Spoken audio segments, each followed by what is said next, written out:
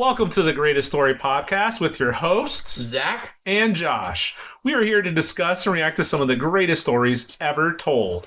We'll look at books, movies, video games, and all forms of storytelling to figure out what makes a good story and what are some of the greatest stories. Really good, Josh. I am super excited about today's episode. This is a shorter story that's really near and dear to my heart. But before we get into that, is there any story news that we have this week? Oddly, this was a really just eventful week, I guess, for companies and producers and storytellers. So first one on the docket, there's been in the pipeline for a long time a mystical, magical, self-named Call of Duty killer ironically Call of Duty killer. That's ironic. Called X Defiant. It's supposed to be a free game from Ubisoft, and it's supposed to drop, I think, a day before we release this podcast. Yeah, so you'll want to check that one out for sure if you're interested in those types of games. We also have another game that's coming up. Yeah, also from Ubisoft. Assassin's Creed Shadows, set in feudal Japan. If you know the Assassin's Creed series, great. If not, ask us to review one of the games, and that would, be a way to learn more about it. Yeah, that'd be awesome. I'm a fan of those types of games. I think the theming is usually fairly good on some of those games. Yeah. You kind of learn a little bit of generic history from it, or at least get a feel for it. But what else dropped this last week? Yeah. So we also have the Rings of Power Season 2 trailer, which has just dropped. So Rings of Power came out 2 years ago. 2 years ago? Last year? I think it was 2 years. Yeah, I think it was 2 years. 2021. Yeah, 2021. Yep. So 2 years ago was Season 1, and then Season 2 is finally coming out this August. So really, really exciting trailer. I'm pretty excited for it. Huge Lord of the Rings fan. Just a little bit more of kind of that world opening up from another point of view. Yeah. I mean, it looks cool. Yeah, it looks pretty good. We also have another TV show coming through Max, formerly called HBO Max, formerly called HBO. I was going to try to make a goofy quote from Max. Yeah, it's fine. Or Cheese Whiz. Cheese Whiz. But that kind of Dune spin-off TV show is Prophecy, which is going to follow the Bene Gesserit and kind of the secret shadow organization of those, I don't know, how would you describe it? The cult space of women. witches? Yeah, space witches. Controlling genetics people? Yeah, exactly. So in their whole politics and that kind of idea. So that show is coming out as well. They released the trailer for that. And then there was also a new Acolyte trailer for the new Star Wars TV show from Disney Plus coming out June 2nd? 6th? Early June. Yep. And they have a lightsaber whip in it. Yeah. Which is weird. Really interesting and exciting. Every now and then they're trying to spice up the lightsaber ideas. Yeah, I mean, that's an old idea. Yeah, it's in Clone Wars, and it's in some of the old books. Yeah, Luke, the space witch lady that Luke fights. It's actually a really old idea. Anyways, but we're not here to talk about that today. If you want us to look at light whips, you can have us review one of those stories. Yeah. Or, leave a comment on YouTube, and maybe we'll do a bonus episode or something like that. I also wonder if we should do, for Patreon supporters, just a quick 3-minute reaction after an episode drops. Yeah, that'd be cool. We'll have a lot of episodes to drop. Yep. So that's fine. Yep. Anyways... Also, something that has dropped. No, that's not. No, that's not right. No. But we have a couple free Patreon members. One is brand new, and when we went back through our member list, we're not quite sure if we got everybody. Yeah, I think we missed a couple, so we've added your names to this call out as well. And if we did already call you out at a previous episode, you're just twice as cool. That's right. And congratulations on for that. That other call out. Yeah. Yeah. First up, we got Andy, the bio guy. Andy. Could we review that? Is Bill Nye an actual story? There probably is a story. It might get D, but it's like probably a story. The Bill Nye iceberg. How deep does the conspiracy go? Compelling characters. Anyways, we also want to thank Sasha, Ben B, and Elliot H. Thanks, guys. Super cool. Yeah. We also have our trusty paid Patreon members, our Pathfinder Commodore Peggy B, Yep. and our Pathfinder champion Paige S. Y'all are champs. Yep. You guys are the best. We appreciate you and what you do to help us produce more content. Just a quick reminder, like and subscribe on YouTube. Really helps the algorithm. That old Dance Moms comment, real slowing down there. It is 59 likes, and gentlemen. So you need to bump that up for sure. Yeah, we're about halfway there. Yep. Whoa. Anyways, you guys are living on a prayer. There you go. Also, like and subscribe on Instagram. Yep. Like and follow, I think is the right terminology.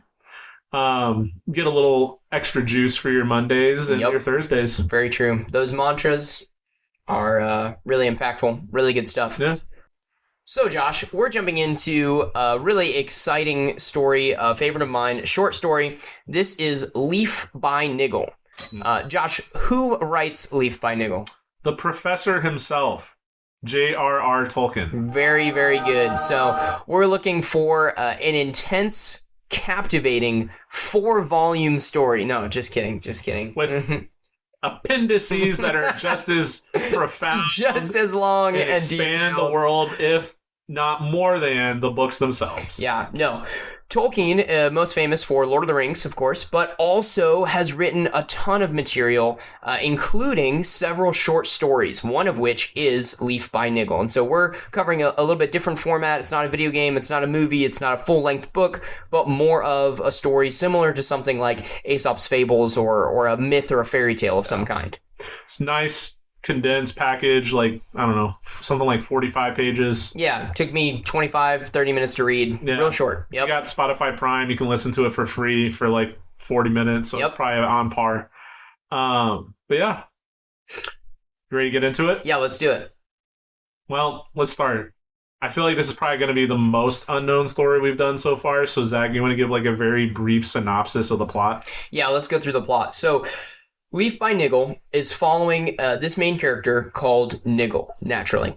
And Niggle is kind of a amateur painter of sorts, and he is very busy in his life, and he's always trying to find time to work on his paintings. And one particular painting is a leaf that he's really good at painting, and that leaf, if you're familiar with artists and their process, it grows over time, and he gets this vision to paint not just a leaf, but a multitude of leaves, and then a tree, and then a countryside, and a mountain in the distance, and he keeps wanting to add to this painting, but he also has to deal with real life and helping other people and the inconveniences. And he's also preparing for a journey. And so he keeps putting off this journey and trying to paint this picture and trying to help other people. And so he's going through all of these things until eventually the journey comes. And a dark-robed figure who is the cabbie driver shows up. Is he robed? He might not actually be. I think it said strange dark suit. There you go. Strange dark suit. So he shows up to escort Mr. Niggle on his way to this journey. He ends up in a hospital. Which, pause. This should You want to get there ominous. No, I'm just saying, okay. for those that are following. Yeah. A dark-robed figure comes unexpectedly. Puts you in a cabbie. Says we're going on a trip. Mm-hmm. At the very least, it should be ominous to you. Anyways. Ooh. Spook boy. Spook boy. So he goes on this journey, ends up in a hospital, stays there for a while. It's also kind of like a work camp as well, and so he's forced to work all the time. And eventually, based on these two voices who are discussing what to do with him, he is released into a new area after this journey and after this time at this kind of hospital work camp. And it turns out that he's released into the exact area that he was imagining from his picture. And so he's almost like stepping into the picture that he's been painting. And he works there and builds a house, and he has a companion that shows up later. And then he goes on further into this kind of scene and situation and pleasant area till he finds the mountain. And there's kind of a little epilogue after he makes it to the mountain. Yeah, where the two voices are talking again. Mm-hmm. Mm-hmm. Have a quick discussion about Niggle as a person. Yep, and his life and all of those things. So that being said, is that a clear plot? I think so. It kind of goes in stages. I was not really lost at all from reading along. It was just kind of setup and then journey and then hospital area and then pasture, kind of new scenic area, and then mountain and epilogue. So seemed to flow pretty well. Any thoughts from you on? Yeah, just one caveat, right? Like this, Zach's already said this, but the book's like wisdom literature. It's like a fable, right? And so it's this ironic because Tolkien actually doesn't like allegory as a person, or at least he has mixed. He doesn't like it applied to some of his work. Correct. When he intends for it to be allegorical. Yep. Yeah, that's right. Allegorical. Yep. Obviously, that's his intent, and so as the audience, we should respect that.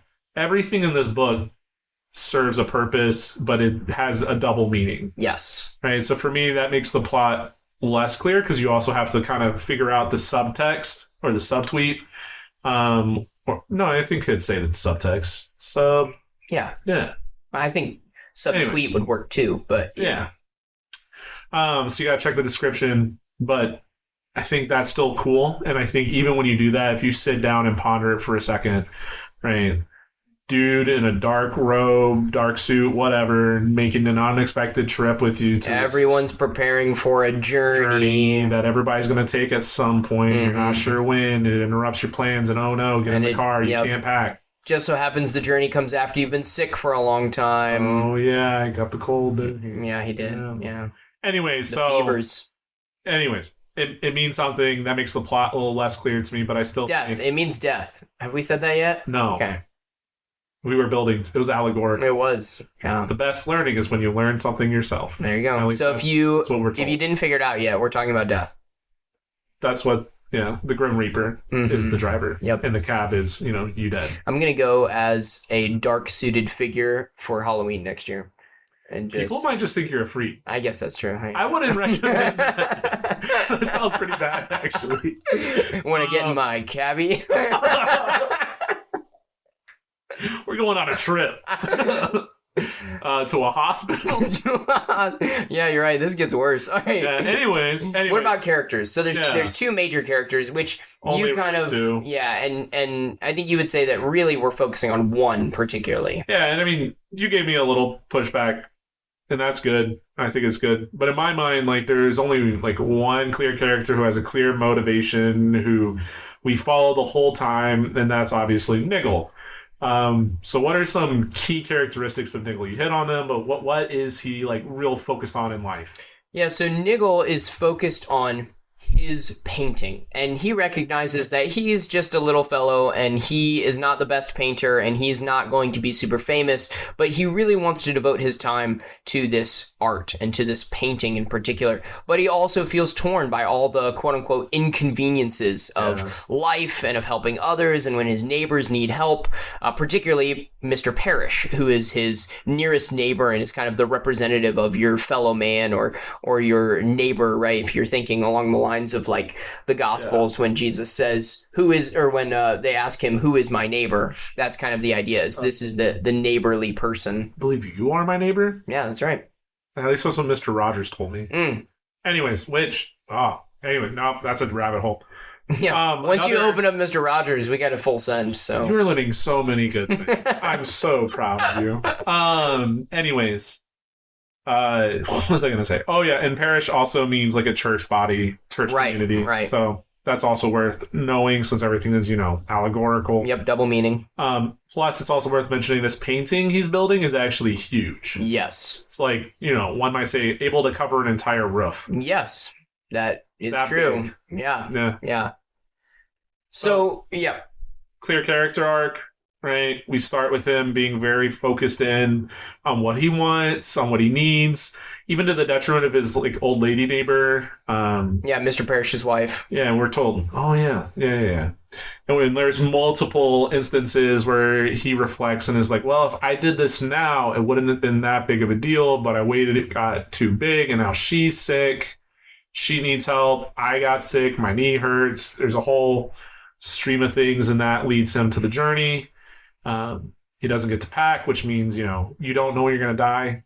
You can't take anything with you. He tries. And he tries to take a little bag of belongings. And it's his favorite item. Yeah. Like it's his paint. It's his paint equipment. Yep. And he loses it on the journey. He doesn't get it. Yep. And then, he gets to was it a train? Yeah, he gets on the train. And he's like, I can't find my bag. I'm like, well, looks like do we ask? Yeah. You're going, get off the train. Yeah. he gets a lot of time where he has to ponder and think, like we said, and in this pondering, he begins to find it doesn't. It actually makes a point to say it's not pleasure. No. He finds purpose. Yeah, purpose in doing menial tasks for others. Yeah. And when he hits that, then these two voices show up. we learn one is known as the sterner voice. Yep. One's referred to as the gentle voice. Mm-hmm. It's almost like they're missing a third voice. Maybe. Unless I've missed something. I don't know if it's a direct... If you're trying to say, like, it's... Like, each voice is part of the Trinity, I don't know if that's actually what he's going for. I think the voices... One is like a voice of judgment, and one is a voice of grace. Yeah. Which... Anyways, no. You can extend that if you want. Yeah, anyway. I think that's as far as Tolkien is pointing it. And it comes full circle where he actually, like, kind of repents, ends up wanting to do good for others, does do good for Parrish, gets rewarded for that, and it turns out his biggest dream in life of being remembered for his art ends up happening. Yeah, at least for a time. Yeah. But in the end, no one remembers. Well, but it also says, like, that impacted others. Correct. And the voices do at the end. Yeah. You might not. Anyways, that's the clear. Yeah, we'll get there at the end. Come back. We'll get there. So I think there's a good arc. Yeah, I think so. I think so. Even Parrish, who is not a super great person, just always complaining, does not see Niggle's point of view, does not appreciate Niggle's passions, always seeks to have Niggle do things for him. He's kind of your complainy, annoying neighbor, which, you know, someone just jumped to your mind, but that's how it works, and that's who he's supposed to be. But by the end, he appreciates Niggle's art. He appreciates the kind of scenery that they're in. He appreciates doing things and helping Niggle, and he appreciates the things that Niggle has done for him. So I think both of them have a character arc end up better than before. Yeah.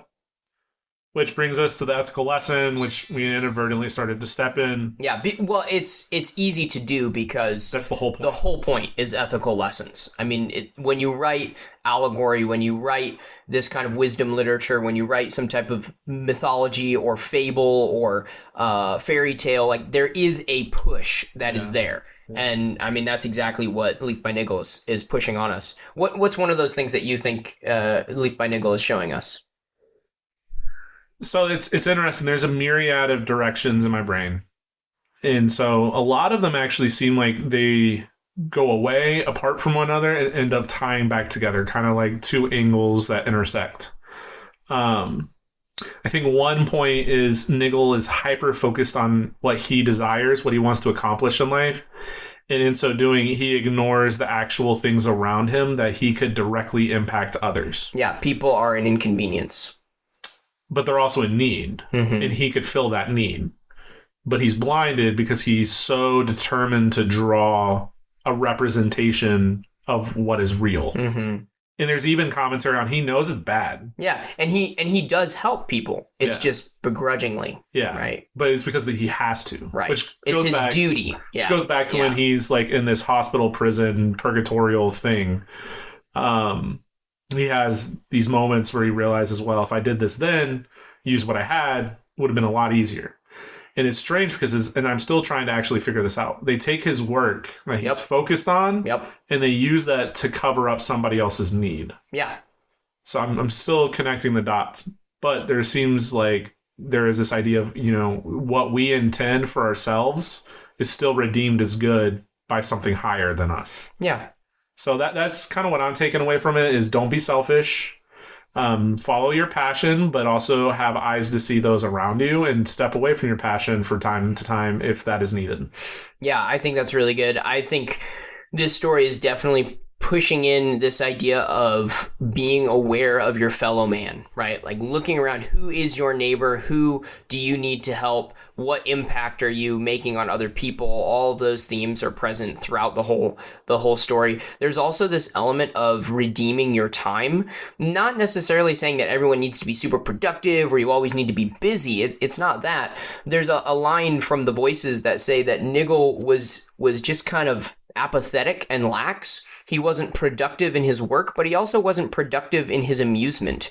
Yeah. He just was kind of existing in kind of this blah section of life, and he didn't rest well, he didn't enjoy time well, and he didn't serve others well. And it's kind of like you need to be purposeful in what your life is, helping others, helping yourself, and kind of finding enjoyment and passion. Yeah. There's also the funny quote where he doesn't like visitors.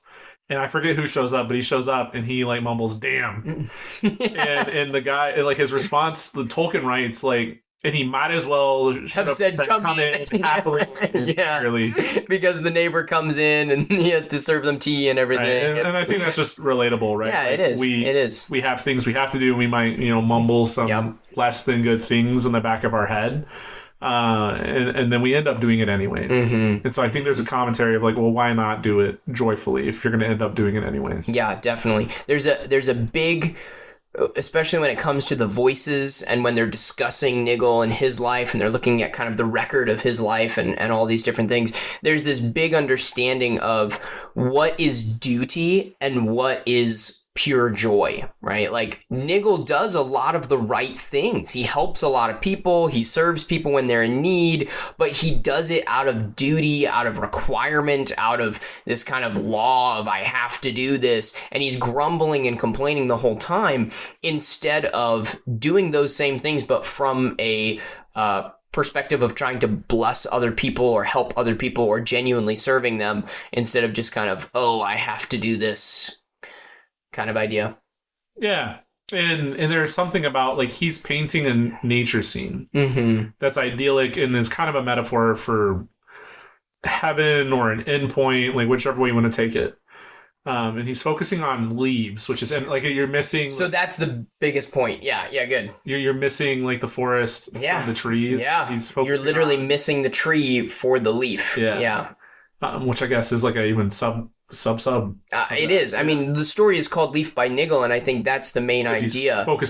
He's focusing on the one thing instead of all of life. Yeah, which still like, and this is where it gets kind of confusing for me because it still is redeemed. And I think the most touching part of the story for me is that the thing he desperately wanted was for people to admire his leaf that he draws. He draws great. He's really good at leaves. Yeah. And that's what happens. Yeah, at the very end. So he has to use that giant painting to patch up Mr. Parrish's roof. So the painting is destroyed, but there's one piece that holds that leaf that is picked up and framed. Yeah, and I think there's even like the mountains behind that. Mm-hmm. And that leaf ends up encouraging people to take a good journey, a better journey. And I think there's just something beautiful, like even if we're broken, even if there's something where we're soloing or like, focused on ourselves, there is something that will still be taken out of that and will bless others in the end. Yeah. Sacrifices can be redeemed. Yeah. And I think that's good, especially when we're sacrificing for the benefit of others. I think that's important to remember that those things can be redeemed. I also think it's really great the emphasis placed on art in this story. There's this whole thing, so much. And in the end, those chairman guy? Yeah. What is his name? One was talking about how, he was kind of a silly man and he didn't do anything productive and he would have been efficient. Yeah, it would have been better if he died long ago and all those kind of things. Oh, it was hard. That was kind of dark. Yeah, it was super dark. He was like, I would have had them all put down like that. Yeah, and he was like, you would send them on the journey ahead of time? He's like, yeah. So, but then one of the other guys was like, well, I appreciate this leaf, and he's the one that frames it, and he's like, puts it in the library. And so I think there's this element, especially as someone who loves stories, someone who loves telling stories and reading stories, and whether it's video games. I mean, we're doing this podcast. So whether you're thinking of music or artistic beauty, some type of painting, some type of poem, or a story that's being told, you don't always see the benefit as you're working on that idea or on that project. Which my philosophy is a little rusty. It's been a while.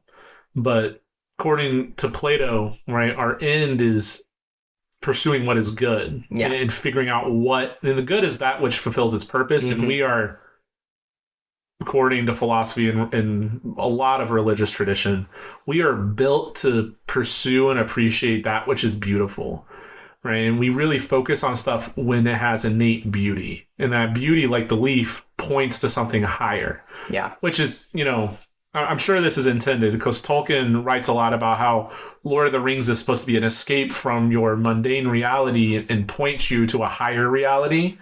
Not that it's, the end goal or the path that you take, but it can be an indicator that there's more out there. Correct. Yeah. So a little bit of Plato for you, a little bit of philosophy, right? The good is that which fulfills its purpose. Yeah, definitely. And so that's what Niggle does, and that's what this story is kind of communicating to us. All of those different ideas of service and art and purpose. Just a really, really compelling kind of series of lessons that are just jam-packed in there. What about conflict and resolution? Well, so we kind of just touched on this, yeah, right? It's a short story, so the conflict. There's two in my brain. Mm-hmm. First is more plot driven. Second is more like you as the reader have to grapple with it. Yeah. The first is Niggle is a selfish dude. Yep. He's focused on what he wants. Yep. He's putting off this journey. He is forced out of it. It's not even like his I guess it's a progressive choice. It's a progressive, yeah. But like he's forced into change. Yep. The journey comes. He's not ready for it. He wants to put it off, but the journey happens. And he's forced into the same routine every day. Yep. There's even the whole thing about the medicine being bitter. Yep. Anyways, the thing that we struggle with, I think, as a readers, actually, I'm going to touch on what we just talked about, is that sometimes things that seem insignificant, right? Appreciating beauty, like you look at a flower and you pause. And this is actually something I appreciate that my wife reminds me, is that beauty is good in and of itself. And we are so, even in today, like everything is hyper focused on efficiency, effectiveness, waste no second, the grind mentality. Like you watch YouTubers, like you wake up at 4:30 a.m., pound some spinach, do a workout, and you start your day by 5 and you work till 6 and you take a cold shower because, save time and get your body going, eat more spinach, right? Like we live in this society that like really hyper fixates on this. And Niggle makes us confront, is there beauty in a leaf? Yeah. Is there beauty in just slowing down in that? And I think those are the two main conflicts, both him as a character and then for us, right? The Aesop fable type part is like it is innately intended for us as the reader to ask big questions too. And I think that's the big conflict. Yeah, definitely. Do you think there's a resolution there at the end? I struggle with the first one because he's kind of forced into it.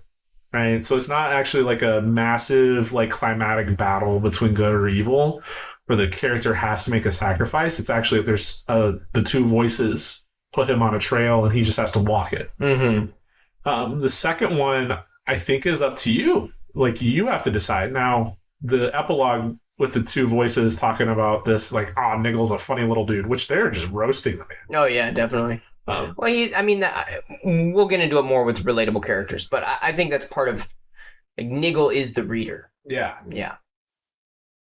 Huh. Yeah, you are Niggle. Yeah. I am not a small... You are a funny little man. You are a toy! Sad, strange little man. Yes. Yes and yes. No, it's not. Josh can paint some great leaves, though. Debatable. I could tell a half okay story sometimes. When this podcast is like half okay half the time. Yeah. The half I'm on. Nope. I like half of you half as well as you deserve. Oh, that's a great line. Anyways. Yes and no. So it's not cathartic, I guess, is my answer. Yeah, no, I agree with that. I think, we talk about the journey, and the journey does come, and there is kind of a conclusion there and a resolution there, but it's with it being allegory, a lot of the conflict is you're being confronted as the reader, and so the resolution is kind of dependent on how you act and change and feel and think as after reading. So part of that is up to you. What about engaging and relatable characters? So there's really two, right? Yeah. So what do you think about Niggle? I'll give my thoughts very briefly, and I'll let you argue the rest. In my mind, Parrish is a catch-all character. You just kind of argue Niggle is the same, except for me, he's a little more relatable, a little more fleshed out. So I'm going to argue like it's really just relatable character. Like the voices are innately esoteric and higher than. They're ethereal. They're formless. Yeah. They take no shape. So they kind of are discounted. Every other character is like a one line and then is out. So in reality, in my brain, it's really just Niggle. Yeah.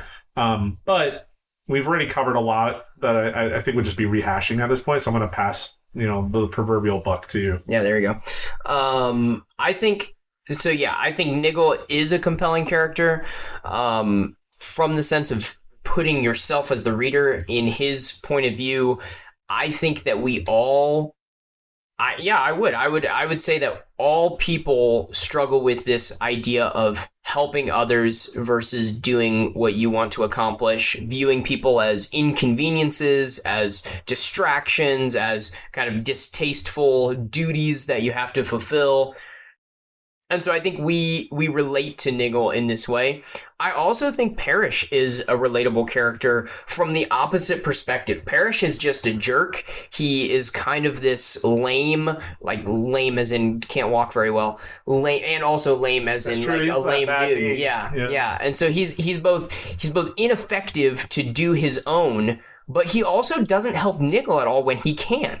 There's even a comment of where he could help Niggle with his garden because Parrish is really good at gardening and Niggle is not very good at gardening, but Parrish does not. Instead, Parrish only goes to Niggle for help for his own stuff, doing things that may not actually be important, doing things that may not actually be needed, but makes everything a big deal. Yeah. And I think we all have people like Parrish in our lives, people that blow things out of proportion, people that always need our help, people that don't do things for themselves, but instead rely on other people. And I think we can see those two people pop up, Niggle and Parrish. We can see those two people pop up in our lives, and we have to discuss which one are we? Are we Niggle or Parrish? And I think we also have to think about which Niggle and Parrish are we? Are we post-journey Niggle and Parrish, or are we or are we pre-journey? Yeah, Niggle and Parrish. And you want to be the ones that's changed. You want to be post-journey Niggle and Parrish, appreciative of other people, serving other people, not grudgingly, not out of duty, but out of actually joy and helping and appreciating time and pleasure and all these different things. Yeah, and there's that beautiful scene where Niggle's like, hey, I owe this journey to you. Like, you're the one who got me out of that hospital prison thing. Yeah. And Niggle says, well, it's not actually me. It's the second voice that did that for you. Yeah. So there's growth. Yeah, Parrish makes it to this kind of good place in the end, and Niggle kind of deflects back to this second voice, right? And if that voice is the gentler voice of grace, it's like, well, it's actually just grace that we're both here. As a question, do you think the whole Niggle and Parrish, like, I'm not doing this for you, is it tit for tat? Because there's also the line where Parrish could repair his own roof, if I remember right. Yeah. It says he could climb a ladder. Yeah. It would hurt too much. Yeah. Niggle's obviously got to be the guy to do it. Yep. Do you think there's a tit for tat going on between them? Like they are... Like Parrish is not going to help with the garden because Niggle hasn't finished his other projects or has not done the roof? I don't think so. That doesn't seem to be how the narrative kind of progresses. It seems like Niggle helps whenever people ask. He doesn't go out of his way, but he always helps when people ask. He does it grudgingly, but he always helps. Whereas Parrish does not offer, does not help, does not look for things. He only wants people to help him. So I think Niggle is better than Parrish, but Niggle's not good either. And that's kind of what the voices end up discussing after Niggle's quote unquote journey. I think it's very interesting. There's also this whole idea of remembrance and like you will be remembered after your own journey for a certain amount of time, but eventually the things that you do in life don't last. The pictures fade away, they dissolve, they get burned down, right? It says the picture of the leaf ended up in the library and it brought many people to the mountain on their own journey, but then eventually the library burned down and the picture burned down with it, and so nothing was left. No one ever remembered Niggle again. So, but the ripple effect, like how many lives were transformed because of Niggle. So history may not remember you, but that doesn't mean the impact is gone. Exactly. And I think that's one of the exciting things is you make an impact on people even if people don't remember you. Yeah. Speaking of impact, what about Captivating World? Did it make a big lasting impact on you? It's okay. It's similar to some of the other stories that we've talked about. It's not super described except for the particular instances like Niggle's painting coming to life, and Niggle's parish being an actual place. It's like a country English village. Kind of, to me, it almost reads like a black box theater. Yeah. Where, like, the setting is not that important. Right. Like, you have some props, but otherwise, that's not the point. The point is the characters and the dialogue. Yep. So for me, like, it did not hit. Yeah. But I mean, we talked about this a little bit when we did Pride and Prejudice. The whole like, English countryside thing does not necessarily do it for me either. Yeah, you have something in mind that you're supposed to understand the basics and kind of the dialogue and the characters are filling in all the gaps. Yeah. What about consistency? I mean, I love how contained it is. It's so short, sweet. Like, you literally like could just sit down, get a nice beverage of some sort, read, be done, have a nice hour-long reflection. Yeah. In and out, hour, nice 20 minutes. Tea and biscuits even. Yeah. You know? Crumpets. So for its own sake and the fact that it accomplishes exactly what the author seems to have wanted, I mean, that is consistent. Yeah, I agree. I think it's super well. It's just a well done short story.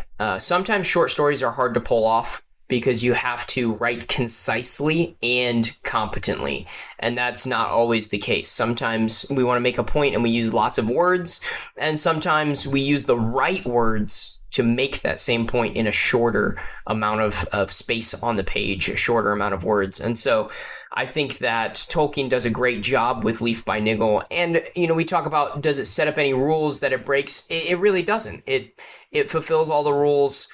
It talks about the duties and the laws. It's really interesting. It's kind of like the country has a law that you have to help people. And that's maintained throughout the whole time. As kind of a background to this whole idea. The journey language is consistent. Everyone's making their journey. Everyone's trying to head to this mountain. Few people find it, that kind of idea. Yeah.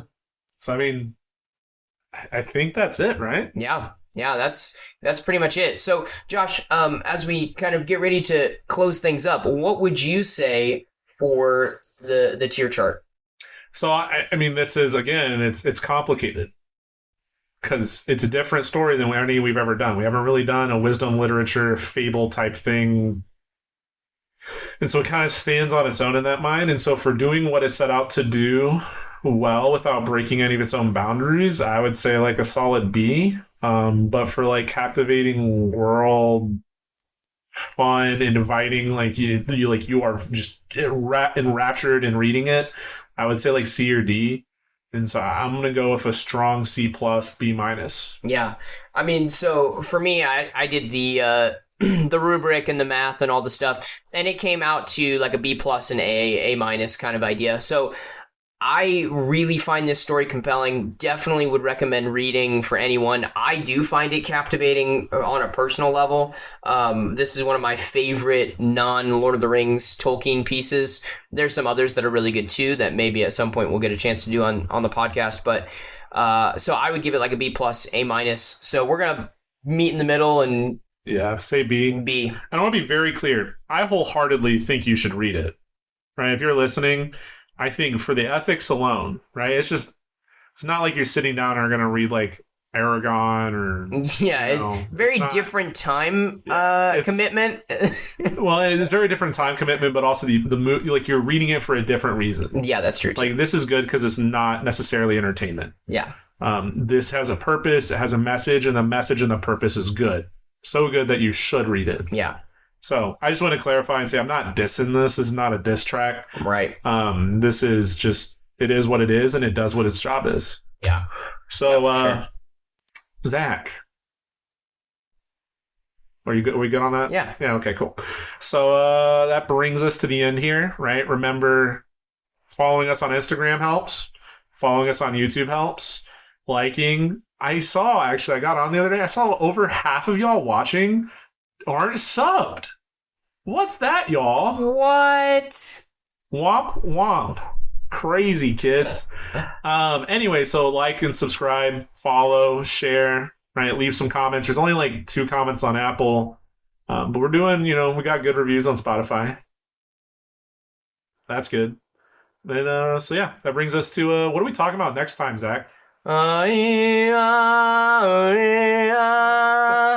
My path leads into the desert.